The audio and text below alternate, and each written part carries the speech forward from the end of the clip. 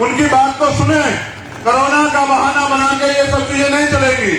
आप उनके अधिकारों को नहीं नकार पाएंगे। और अब मैं अपनी बात शुरुआत करता हूं जो मुझे आपसे कहनी है, जिसको कहने के लिए मैं यूपी से चल के यहां आया। करुणा के सागर तथागत गौतम बुद्ध, संत शिरोमणि सतगुरु रविदास जी महाराज, भगवान वाल्मीकि महाराज, गुरु नानक देव, संत कबीर, परिवर्तन के नायक राष्ट्रपिता ज्योतिबा फूले, मां फातिमा शेख, मां सावित्रीबाई फूले, आरक्षण के जनक छत्रपति साहू जी महाराज और वीर परमवीर योद्धा जिनका आज परिनिर्वाण दिवस है छत्रपति शिवाजी महाराज, नारायण गुरु, पेरियर रामा नायकर स्वामी, पेरियर लल्लई यादव, बाबू जगदेव प्रसाद कुशवाहा, जननायक कपूरी ठाकुर, मान्यवर दीना भाना वाल्मीकि साहब, परम पूजनीय विश्व रत्न बाबा साहब डॉक्टर भीमराव अंबेडकर,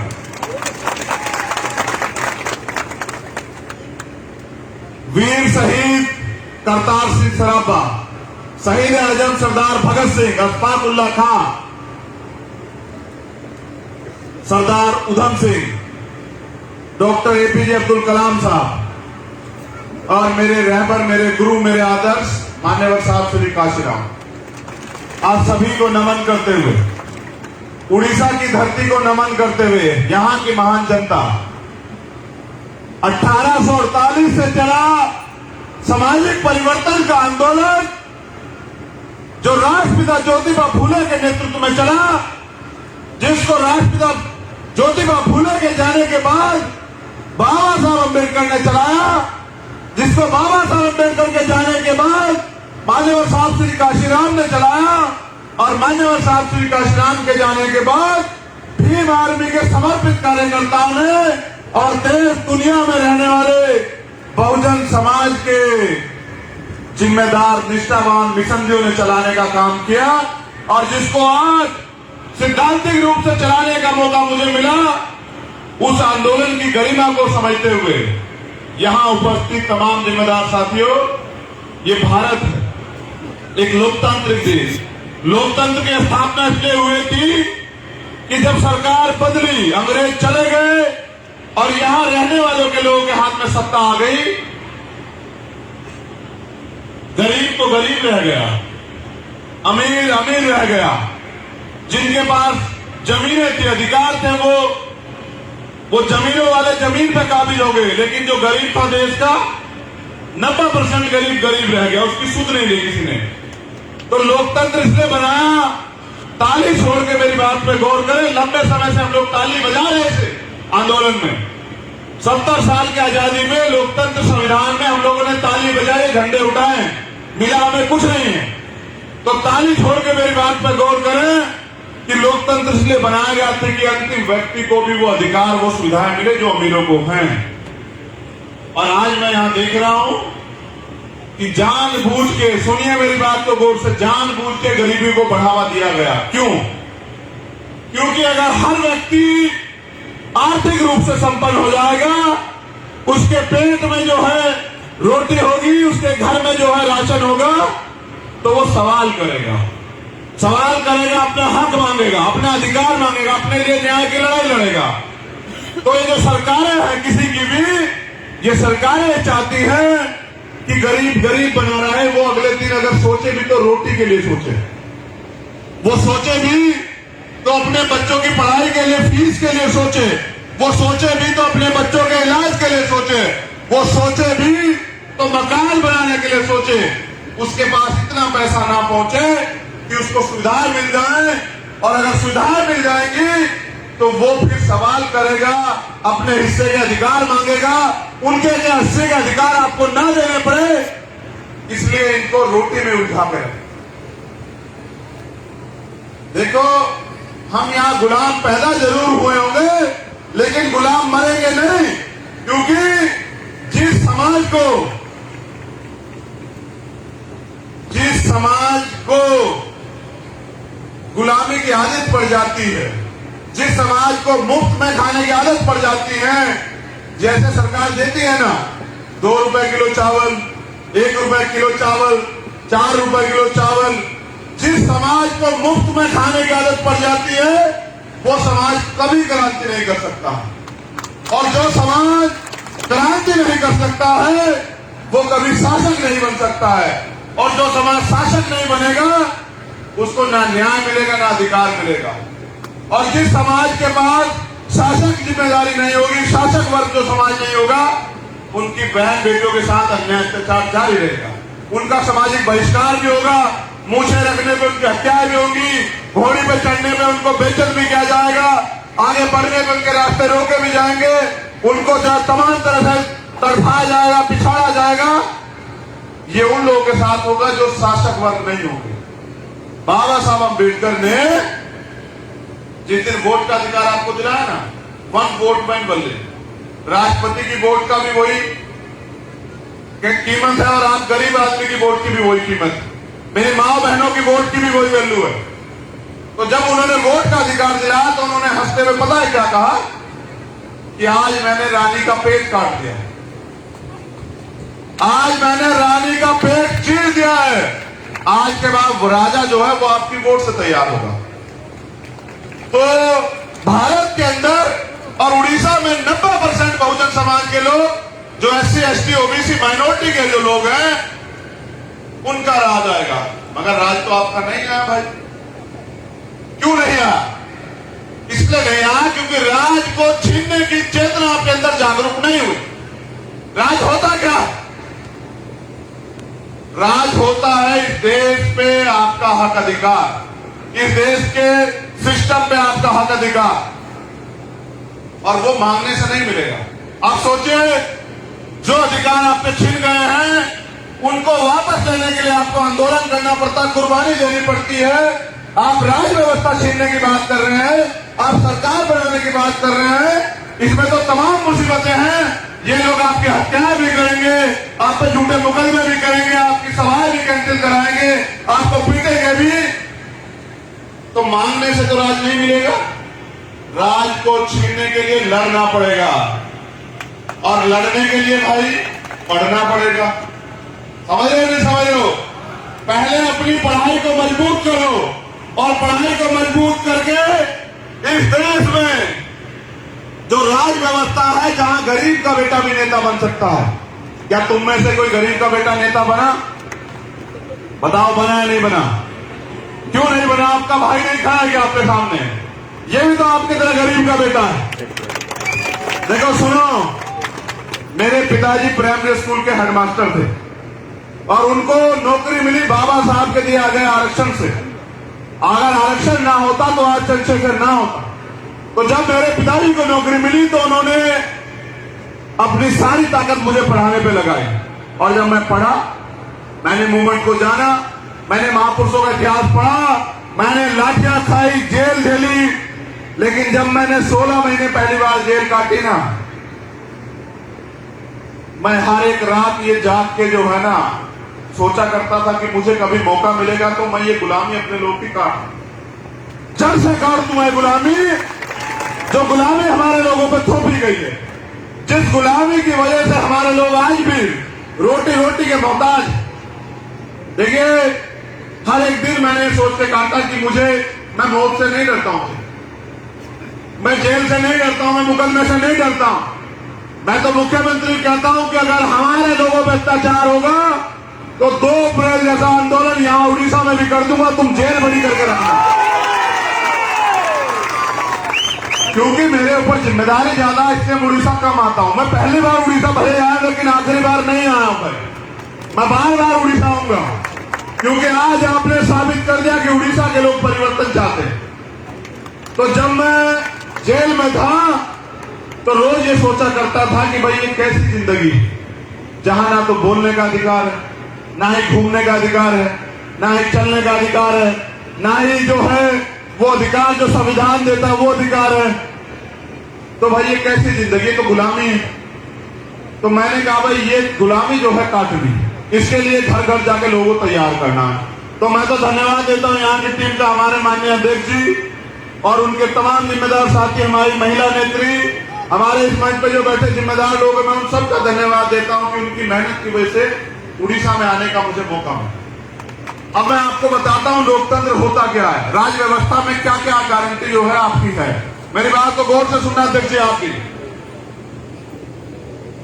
ये लड़ाई जो है ना, ये सिर्फ रोटी कपड़ा मकान की नहीं, ये लड़ाई है स्वाभिमान की, ये लड़ाई है सम्मान की, ये लड़ाई है हक अधिकार की, और ये लड़ाई है देश में अपनी हुकूमत की, अपने राज की।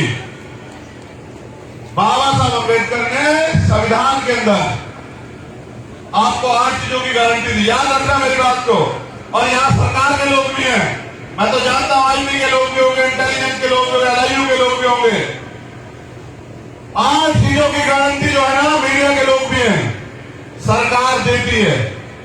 सुनना चाहोगे क्या क्या गारंटी है? कितने लोग सुनना चाहते हैं? हाथ खड़े करके बताएं।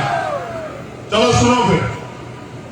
भारतीय संविधान में 8 गारंटी आपको मिली है कि जिसकी सरकार बनेगी वो उस प्रदेश में रहने वाले अंतिम व्यक्ति को भी ये देगी। क्या? रोटी, कोई भूखा नहीं रहेगा, सरकार की जिम्मेदारी। कपड़ा, कोई ऐसा नहीं रहेगा जिसके तन पे कपड़ा ना हो, सरकार की जिम्मेदारी। मकान, कोई ऐसा नहीं रहेगा जिसके सर पे छत ना हो, सरकार की जिम्मेदारी। चिकित्सा, कोई भी है आदमी अच्छा ना इलाज मिलेगा, किसी की जान नहीं जाएगी, सबको मुफ्त में इलाज मिलेगा, ये जिम्मेदारी सरकार की। शिक्षा, हर व्यक्ति को शिक्षा मिलेगी, किसकी जिम्मेदारी? सरकार की। बेहतर से बेहतर शिक्षा। आज अगर मैं यहां बोल रहा हूं ना, तो शिक्षा की बदौलत। रोटी, कपड़ा, मकान, चिकित्सा, शिक्षा, सुरक्षा। क्या? अंतिम व्यक्ति को भी सुरक्षा देगी सरकार। कोई किसी में अन्याय अत्याचार नहीं कर सकता, जो करेगा वो जेल जाएगा, उसको सजा होगी। और ये पुलिस व्यवस्था इसीलिए, समझ रहे हो, ये आप पे अत्याचार करने के लिए नहीं, सरकार की चाटुकारिता करने के लिए नहीं है। इनको तनख्वाह इसलिए मिलती है कि आपकी सुरक्षा करें। 7वीं गारंटी, रोजगार। हर व्यक्ति के जीवन को अच्छा बनाने के लिए सरकार रोजगार देगी, और रोजगार नहीं देगी तो रोजगार भत्ता देगी। आप जानते हैं अमेरिका में हर व्यक्ति को 1,75,000 रुपए रोजगार भत्ता मिलता है जब तक नौकरी नहीं मिलती, और जब सरकार नौकरी देती है तो फिर भत्ता नहीं देती। क्या आपको सरकार भत्ता देती है? क्या सरकार आपको नौकरी देती है? 8वीं गारंटी, न्याय। हर व्यक्ति का जन्मसिद्ध अधिकार है कि उसे न्याय मिलेगा, लेकिन क्या न्याय यहां मिल रहा है? कोर्ट जाओगे तो हाई कोर्ट के लिए आपको वकील देना पड़ेगा, वो 1 लाख रुपए फीस लेगा। गरीब व्यक्ति कैसे जाएगा कोर्ट भाई? जिसकी लाठी उसकी भाई है? जिसकी लाठी उसकी भाई। हाँ, ये कह रहे हैं कि जिसकी लाठी उसकी बहन। तो सुनो, हमारा झंडा और डंडा दोनों बहुत मजबूत है, याद रखना मेरी बात। देखो, तुम मेरी एक मदद करा दो। ये 8 गारंटी हम हमेशा के हर व्यक्ति को देंगे, 8 की 8 गारंटी। लेकिन उसके लिए आप घर घर जाके तैयार करवा दो कि लोगों को वोट की वैल्यू समझाओ। वोट का अधिकार बिकने के लिए नहीं मिला, वोट का अधिकार मुफ्त में कुछ मिल जाए तो लेने के लिए नहीं मिला है। वोट का अधिकार मिला है गुलामी से मुक्ति के लिए। कौन सी गुलामी? वो गुलामी जो भेदभाव करती है, वो व्यवस्था जो हमें नीच बताती है, वो व्यवस्था जो हमारे अधिकार छीनती है, जो हमारा सामाजिक बहिष्कार कराती है, वो व्यवस्था जो हमें गरीबी के कारण जो है अपमानित करती है, उस व्यवस्था को बदलने में मदद करो। अगर आप मदद का वादा करते हैं, जो लोग यहां बैठे हैं वो भी और जो लोग सामने बैठे हैं वो भी, तो मैं गारंटी देता हूं कि आपकी तमाम तरह की परेशानी, क्योंकि बाबा साहब अम्बेडकर ने कहा पॉलिटिक्स इज द मास्टर की, सभी समस्याओं की चाबी है सत्ता। अगर सत्ता आपके हाथ में आएगी तो आपकी सारी समस्याओं का निराकरण हो जाएगा। अगर सत्ता आपकी होगी तो ये मंच बहुत बढ़िया बनेगा, हर व्यक्ति कुर्सी में बैठेगा और हर व्यक्ति के लिए एसी लगा होगा। अगर सरकार आपकी होगी, सरकार आपकी नहीं होगी तो आप भी धूप में रहोगे, मैं भी धूप में रहूंगा। समझ रहे हो? ये लड़ाई रोटी कपड़ा मकान की नहीं है, ये लड़ाई हिस्सेदारी की, हकदारी की, कि आपका राजा आपके हाथ में सरकार आए, आप लोगों को चलाएं, लोगों के लिए व्यवस्था करें, ऐसा राज स्थापित करें कि कोई किसी पर जुल्म जाती ना हो। जैसे हमने तो बेगमपुरा राज सन 1670 रविदास जी महाराज ने 600 साल पहले लिखा, कौन सा राज? बेगमपुरा राज। उन्होंने कहा ऐसा चाहूं राज में जो मिले सबनु अन्न, और छोड़ बड़े सब सम बसे रविदास रहे पर। कैसा राज? जहां सभी को तमाम तरह की सुविधाएं हो, जो मैंने गारंटियां दी है वो गारंटियां हो सबके पास, सबको रोजगार मिले, सबको न्याय मिले, कोई भेदभाव ना हो, किसी में डर का माहौल ना हो, ना चोरी का, ना हत्या, कोई डर ना हो, सब प्रेम भाईचारे से रहे।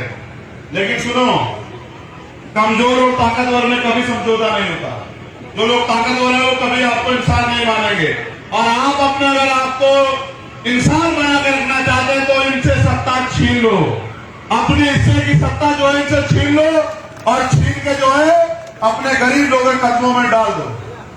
ये सत्ता हर एक जाति नहीं ले सकती, इसलिए आपको चाहिए बहुजन समाज बनाना, आपको चाहिए दलित समाज की सभी जातियों को जोड़ना। क्या दलित समाज की जातियों में आपस में झगड़ा है? लेकिन मुझे लोग आपस में एकजुट नहीं है? तो जो भीम आर्मी के लोग हैं, जो आजाद समाज पार्टी से प्यार करते हैं, जो अपने गुरु महापुरुषों से प्यार करते हैं, क्या बाबा साहब अम्बेडकर ने हमें कहा कि भेदभाव करें? नहीं कहा ना? तो आप लोग क्यों भेदभाव करते हो? कल आज से ही अपने भाईचारे को मजबूत करो, समझ लो। शेड्यूल कास्ट के लोग, दलित जाति के लोग आपसी भाईचारा मजबूत करें। जितनी भी जाति बात छोड़ना पड़ेगा। अगर आप रोटी रोजी से कमाना चाहते हैं तो मैं आपसे कहूंगा कि आप कुछ और काम देख लें। अगर आप यहां से उन नेताओं की तरह जिन्होंने पहले अच्छे अच्छे भाषण देकर लोगों को लूटने का काम किया, ऐसे नेता बनना चाहते हैं तो मैं हाथ जोड़ के निवेदन करूंगा कि आप भीम आर्मी को छोड़ दें। क्योंकि यहाँ जो है ये लड़ाई जो सम्मान सम्मान की भाईचारे की है, और उन लोगों के लिए है जिनको आज भी अधिकार नहीं मिले हैं। आपको जिम्मेदारी दी गई है कि आप उनके अधिकारों की लड़ाई लड़ें। आप ऐसा कोई काम ना करें जिससे कि मैं भी बदनाम हो जाए, समझे? ऐसा कोई काम न करें जिससे कि लोगों का विश्वास मेरे प्रति भी कमजोर हो, क्योंकि मैं आपका ना बिकने वाला भाई हूं, मैं आपका नेता नहीं हूं। मैं आपका वो भाई हूं जिसने गरीबी से निकल के अपनी मेहनत के दम पे दुनिया के अंदर टाइम्स मैगजीन में अपना नाम तैयार करवाया। आप लोगों ने दुनिया के अंदर 193 देश हैं, कितने देश हैं? और भारत पूरी दुनिया से 100 लोग, और भारत की आबादी 136.64 करोड़, यानी कि 137 करोड़। उनमें से सिर्फ आपका खून, आपका अपना व्यक्ति, जिसको दुनिया ने माना कि ये व्यक्ति जो है भविष्य को साकार कर रहा, आने वाले कल का सबसे बड़ा नेता बनेगा। लेकिन क्योंकि जाति व्यवस्था यहाँ है, उन लोगों को बहुत तकलीफ हुई, उनको तकलीफ हुई मेरी बात करते हुए, तो वो तो पता नहीं क्या क्या दिखाते, मैं उनकी परवाह नहीं करता। अब मुझे लगता है कि किसान भी आंदोलन में है, मजदूर भी आंदोलन में है, गरीब भी आंदोलन में है, बीमा कर्मी भी आंदोलन, बैंक कर्मी भी आंदोलन में है। ये सरकार जो सेंटर में बैठी है ये निजीकरण कर रही है, डर के आपसे सीधा आरक्षण नहीं खत्म कर रही है। 2 अप्रैल को जब आप सड़कों पर आए तो सरकार डर गई। सुप्रीम कोर्ट से आपका जो छीनने का प्रयास था SC/ST एक्ट, उसको वापस करा, समझ लो। तो अब ये पिछले दरवाजे से निजीकरण करके सरकारी डिपार्टमेंट खत्म कर रहे हैं, कल पुलिस भी प्राइवेट हो जाएगी। ये लोग भी हमारे आंदोलन में आ जाएंगे, देख लेना मेरी बात को याद। इनकी भी नौकरियां चली जाएगी। ये क्या करेंगे? ये भी हमसे कहेंगे कि भैया हम भी आपके साथ हैं, तो हम आपका भी साथ देंगे। लेकिन मैं क्या कह रहा हूं, जैसे बैंक कर्मी भी आंदोलन में आए, बीमा कर्मी आंदोलन में आए, नौजवान रोजगार नहीं आंदोलन में आए, किसान आंदोलन में है, तो इसकी सबसे बड़ी समस्या पता है क्या है? सरकार क्यों नहीं कर रही? उनको ईवीएम से वोट की चोरी कर रहे हैं। और मैंने तय किया कल 2 अप्रैल के आंदोलन के दिन इस आंदोलन को आगे बढ़ाते, कुर्बानी के जज्बे को जिंदा रखते हुए, अपने शहीदों के सपनों को याद रखते कि एक तो सबसे पहले ईवीएम का इलाज करेंगे, ईवीएम का संपूर्ण इलाज। क्योंकि मैं बाबा साहब अम्बेडकर का बेटा हूं। इस देश में लगी तमाम तरह की बीमारियों का इलाज किया बाबा साहब अम्बेडकर ने संविधान में। और जो बची कुछ बीमारियां जैसे ईवीएम, निजीकरण, कोलोजियम सिस्टम और जो तमाम तरह की बीमारियां हैं, धार्मिक अत्याचार, मॉब लिंचिंग, इसका इलाज जो है वो भीम आर्मी करेगी। इसलिए आने वाले कल में एक बहुत बड़ा आंदोलन, देश का सबसे बड़ा आंदोलन आपको देखने को मिलेगा ईवीएम के खिलाफ। मैं बहुत दिन पहले कर देता। क्या आपको मेरी शक्ति पे भरोसा नहीं है? क्या आप नहीं मानते? आपने में गुरु घर जब टूटा, दिल्ली में आंदोलन हमारा देखा था नहीं देखा था? मैं ये आंदोलन बहुत पहले कर देता, लेकिन मैंने इसलिए नहीं किया। मैं उन नेताओं की इंतजार देख रहा था जो चुनाव में वोट मांगने तो आते हैं और चुनाव के बाद कहते हैं से हरा दिए गए। जब मैंने देखा कि उन्हें कुछ करना ही नहीं है, वो तो सिर्फ और सिर्फ अपनी रोटी रोजी चला रहे हैं, तो मैंने समझा कि बाबा साहब अम्बेडकर ने ये कहा कि राजनीति में हिस्सेदारी न करने का सबसे बड़ा नुकसान यह है कि योग्य लोग आपके ऊपर शासन कर रहे हैं और करते रहेंगे। आज चाय बेचने वाले देश चला रहे, देश बेच रहे हैं, और जिनको देश चलाना चाहिए, संविधान को मानने वाले लोग, वो लोग सड़कों पे बैठे हैं। तो मैंने जिम्मेदारी अपने कंधों पे ली, क्योंकि मेरे गुरु मेरे आदर्श मान्यवर साहब श्री काशीराम ये कहते थे कि मुर्दा लोग मिशन नहीं चलाते, मुर्दा लोग मिशन नहीं चलाते हैं और जिंदा लोग रुकने नहीं देते। तो मैंने एमपी एमएलए बनना स्वीकार नहीं किया। एमपी एमएलए बनना होता तो मैं वहां होता, यूपी के अंदर, उड़ीसा में नहीं होता।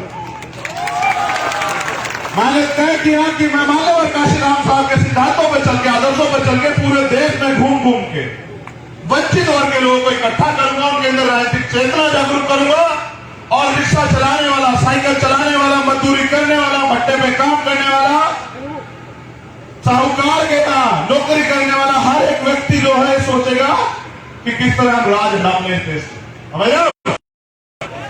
इसलिए मुझे अपने लोगों में राजनीतिक चेतना स्थापित करनी है कि वो समझे कि राज की व्यवस्था में कितनी ताकत है। सरकार भगवान तो नहीं होती भाई, लेकिन भगवान से कम भी नहीं, समझ रहे हो? एक मरे हुए आदमी को जिंदा नहीं कर सकती सत्ता, वरना सारे काम कर सकती है। आप भगवान से रोज मांगते हैं कि मुझे दे दो, मुझे दे दो। आप सत्ता बना दो, आप मांगोगे बाद में आपको पहले मिल जाएगा। आप याद रखना मेरी बात। मनीष, ये इधर देखो कितने लोगों ने हाथ मार कर देखो जरा एक बार। चलो अब हाथ नीचे करो। देखो भाई, तमन्ना अगर सच्ची हो तो रास्ते हजार होते हैं, तमन्ना अगर झूठी हो तो बहाने हजार होते हैं। तुम सच्ची तमन्ना करके जितने लोग बैठे हो, अगर इतने लोग काम पे निकल जाओगे तो मैं गारंटी देता हूं बेटा आधे लोग भी, तो यहाँ पे 90% जो है आबादी वो बहुजन समाज की है, SC ST OBC माइनॉरिटी की है। और अगर आप उनको जाके वोट की वैल्यू समझा दोगे, सत्ता की कीमत समझा दोगे, तो मैं गारंटी से कहता हूं कि राज यहाँ आपका आ जाएगा। और जब आपका राज आएगा ना, तब यहाँ गरीब असली आजादी देखेंगे, समझ रहे हो? तो तुम्हें इस गुलामी की जिंदगी से बुरा नहीं लगता? तुम्हें नहीं लगता कि गुलामी की जिंदगी खत्म होनी चाहिए? बताओ कितने लोगों को लगता है कि गुलामी खत्म होनी चाहिए? तो गुलामी मांगने से खत्म तो नहीं होगी। मांगने से क्या मिलता है? मांगने वाला क्या होता है? तो तुम लोग भिखारी हो गए, तो फिर मांगने वाला क्यों बने हो? देने वाला क्यों नहीं बनना चाहते? देने वाला बनने के लिए देने वाली सोच भी चाहिए। तो आपसी भाईचारा स्थापित करो। तुम्हें जातियों में दूसरे लोगों ने बांटा, तुमने जातियां नहीं बनाई, समझ रहे हो? इंसान की जाति नहीं होती। अगर जाति होती तो मैं पूरी ईमानदार से कह रहा हूं कि आप किसी भी व्यक्ति को जो पैदा हो जाए बच्चा, किसी भी दूसरे व्यक्ति के घर में, वो किसी भी जाति धर्म का, उसको रखवा दो, और वहां वो पले बड़े क्या आप बता दो किस जाति का? नहीं बता सकते ना। तो जातियां इंसानों में नहीं होती, जातियां तो होती है जानवरों में, जिनको पहचानना पड़ता है। यहाँ तो हम एक जैसे लोग हैं। ये जातियां इसलिए बनाई क्योंकि जातियों की वजह से कुछ लोगों को फायदा है, और कुछ लोगों को ये फायदा है कि वे कहते हैं कि आप तो जाति की वजह से नीच है। हम ना तो जाति की वजह से नीच है, ना काम की वजह से नीच है। हम काम कमा के खाते हैं, मेहनती लोग हैं हम, जो है चोर लुटेरे घुसपैठे नहीं, समझ रहे हो? तो अब ये बताओ, अपना राज लाओगे नहीं लाओगे? बताओ, दोनों हाथ उठा के बताओ। खड़े हो जाओ तुम लोग, खड़े हो जाओ, कोई नहीं बैठेगा यहाँ, सब खड़े हो जाओ। दोनों हाथ उठा के बताओ, अपना राज लाओगे नहीं लाओगे? बताओ, इस गुलामी को काटोगे नहीं काटोगे? बताओ, गरीबों का राज आएगा नहीं आएगा? बताओ, ये देश जो है बाबा साहब अम्बेडकर का सपना पूरा करेगा नहीं करेगा? बताओ, उड़ीसा में खुशहाली आएगी नहीं आएगी? बहुत बहुत आभार यहाँ आने के लिए, मुझे सुनने के लिए, प्यार देने के लिए, विश्वास दिखाने के लिए। बस मैं आपसे वादा करता हूँ पूरी ईमानदारी से कि मैं अपने लहू का आखिरी कतरा कतरा आपके पैरों में, चरणों में निछावर कर दूंगा, लेकिन आपको झुकने नहीं दूंगा, याद रखना। आपका स्वाभिमान दिखने नहीं दूंगा। मैं आपका वो खून हूं, मैं ऊंट और बिकाऊ नहीं है। वो नोट नहीं बना जो आपके भाई को खरीदने बस आपके साथ की जरूरत। जय भीम, जय भीम, जय भारत, जय संविधान, जय विज्ञान, जय लोकतंत्र और उड़ीसा की जनता की जय, गरीबों की जय, नौजवानों की जय, महिलाओं की जय, बच्चों की जय, हमारे सम्मानित बुजुर्गों की जय, आप सभी का मंगल। तथागत के अनुकंपा आप सब लोगों पे बनी रहे, आप दीर्घायु हो, सुस्त रहे और आपका परिवार तरक्की करे। बस आखिरी बात, बहुत जरूरी बात, ये जो महिलाएं हैं ना, ये हमारा सम्मान है। महिलाओं की इज्जत करना सीखो, इनसे पैदा होते इनका सम्मान करना सीखो, माताओं बहनों का सम्मान करना सीखो, बड़ों का सम्मान करना सीखो। ये हमारा गौरव। आप सब लोग जो हैं, मेरी हाथ जोड़ के विनती है कि सारे लोग नीचे उतर जाओ, समय बहुत कम है, जल्दी उतर जाओ। बस महिलाएं मंच पे रहें और सब लोग उतर जाओ, जल्दी फटाफट उतर जाओ, जल्दी उतर जाओ, कोई ना, 1 मिनट के अंदर सब लोग नीचे उतर जाओ और सारी महिला स्टेज पे आ जाओ, फटाफट आ जाओ, जल्दी आओ, आ जाओ, समय बहुत कम है, जल्दी आ जाओ। सुनो नौजवान साथी, बहन किसी भी जाति की हो, अगर उस पर अन्याय अत्याचार है तो खुले आम होकर उसकी लड़ाई लड़ो। ये मत देखो सामने कौन है। बहन किसी भी जाति की हो, उसके स्वाभिमान की रक्षा के लिए लड़ो, चाहे तुम्हारे प्राणों की बाजी के लिए रक्षा लड़ो। समझौता मत करो बहनों के सम्मान से, किसी धर्म की हो, कोई फर्क नहीं पड़ता।